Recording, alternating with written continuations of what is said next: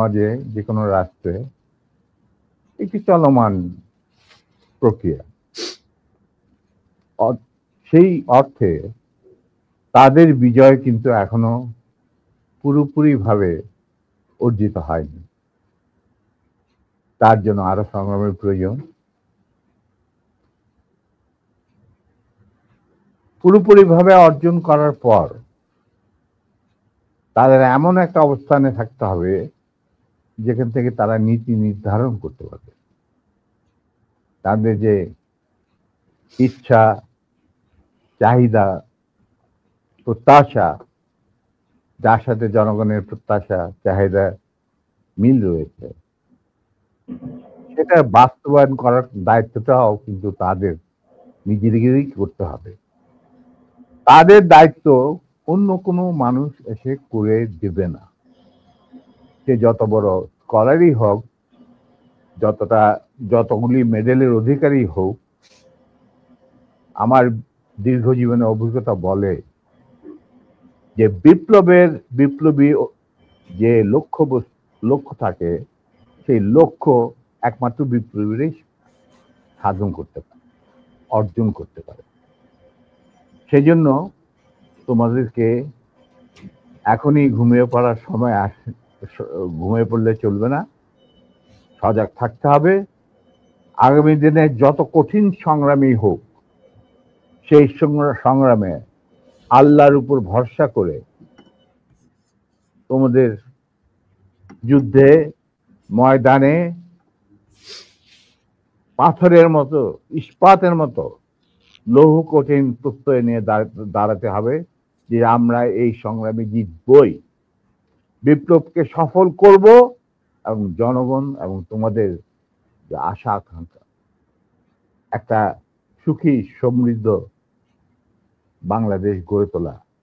এই ভারতীয় সম্প্রসারণবাদী হিন্দুত্ববাদী ভারত, যার কবজায় আমরা প্রায় চলে গিয়েছি, সেই অবস্থান থেকে সেই ৭১ মতো আরেকটি স্বাধীনতা আমাদের অর্জন করতে হবে। তা না হলে তোমাদের বিপ্লব ব্যর্থতাই পর্যবেসিত। আমি এর বেশি কিছু আর বলতে চাই না স্যার। সরাসরি মানুষ এই 50 বছর যে প্রশ্নটা আপনাকে করার জন্য অপেক্ষায় আছে আমি মনে করি, ৭৫ কেন হয়েছিল স্যার? ইলিয়াস, ৭৫-এ তোমার কি বয়স ছিল আমি জানি না, তবে আমার জন্ম হয় নাই স্যার। হ্যাঁ, তবে ৭৫-এ যে মুজিব ৭০-এর ইলেকশনের সময় ৭২-এর আগে, মানে ৭১-এর মুক্তি সংগ্রাম শুরু হওয়ার আগে ছিল, তার চরিত্র ছিল এক ভিন্ন প্রকৃতির। তিনি বাঙালি জাতীয়তাবাদের সংগ্রামে যথেষ্ট অবদান রেখেছেন। কিন্তু স্বাধীনতা যখন পাকিস্তান আর্মি ২৫-২৬ রাতে মানে বাঙালিদের উপর, নিরীহ বাঙালিদের উপর শেখ সন্ত্রাসবাদ, অ্যাট্রোসিটি বলো, জেনোসাইড বলো চালালো, এবং যাতে লক্ষ লক্ষ হাজার হাজার শিশু, নারী, পুরুষ প্রাণ হারালো, ছাত্র জনতা কোনো কারণ ছাড়া। তারপর তখন সেই অবস্থায় আমাদের দেশে তথাকথিত বড় বড় জাতীয় নেতারা বিভিন্ন দলে, তাদেরকে কিন্তু কাউকে খুঁজে পাওয়া গেল না। তারা তখন তাদের নিজেদের জীবন বাঁচিয়ে যার যার মতো জায়গায় চলে গেলেন।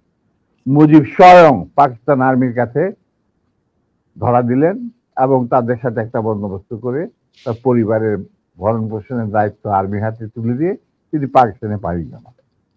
ডাক্তার কামাল হোসেনের সঙ্গে, যিনি ছিল major via media between Mujib and দি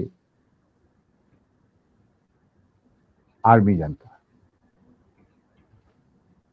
তখন সেই দিশাহারা মানুষ বুঝতে পারছিল না বাংলাদেশে যে তারা কি করবে, তারা কোথায় যাবে, কিভাবে নিজের প্রাণ বাঁচাবে? সেই সময় চিটাগাঙ্গে থেকে ভেসে আসলো মেজর জিয়ার স্বাধীনতার ডাক। আমি তখন পাকিস্তানে চাকরিরত অবস্থা। সেই ডাকে লোক, দেশের লোক একটা আলোর রশ্মি দেখলো যে হ্যাঁ, আমাদেরকে যুদ্ধের, আমাদেরকে এই এইভাবে মরণের হাত থেকে বাঁচার জন্য আমাদেরকে যুদ্ধ করতে হবে। Simple is that. আর সমস্ত দেশে সর্বপরিসরে লোক বিদ্রোহ, সেই মুক্তিযুদ্ধ সংগ্রামে ডাকে সাড়া দিয়ে মুক্তিযুদ্ধ গড়ে তুলবে। আমরাও এখানে বসে থাকুন না, যারা পেরেছি, যাদের সাহস ছিল, যাদের দেশপ্রেম ছিল, যারা পাকিস্তানের আর্মি জান্তাদের নির্যাতন, নিষ্পেষণ, বৈষম্যমূলক আচরণের বিরুদ্ধে জানা ছিল, তারাও সেই সংগ্রামে যোগ দেন।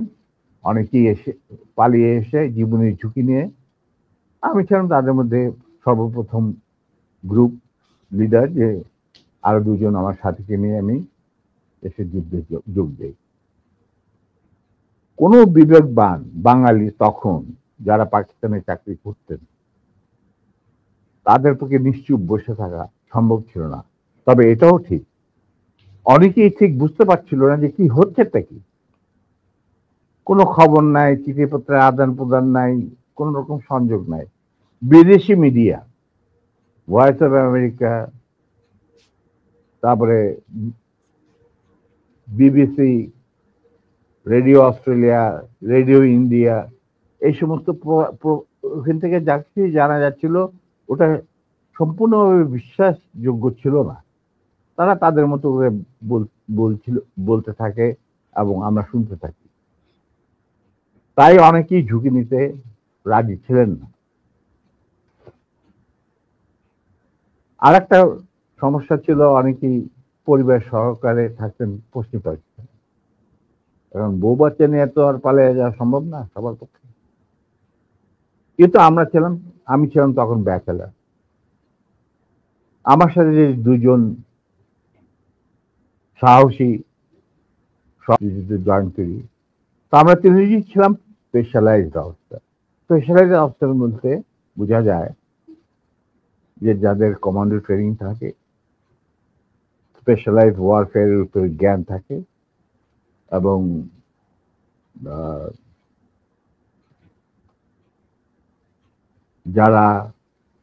যাদের ইন্টেলিজেন্স অপারেশন কিভাবে বিশ্বজুড়ে চলে সে সম্পর্কে জ্ঞানে তারা অভিজ্ঞতা সঞ্চয় করেন বিভিন্ন কোর্সের মাধ্যমে। তা আমরা সহযোদ্ধা চলে আসে আমার ডাকে। তারা ছিলেন কর্নেল নূর চৌধুরী, তখন অবশ্য লেফটেন্যান্ট নূর চৌধুরী, আর লেফটেন্যান্ট মতিউর রহমান, পরে দুজনই কর্নেল, এবং রাষ্ট্রপতি একজন, মানে নূর রাষ্ট্রপতি। আমরা চলে আসি, এসে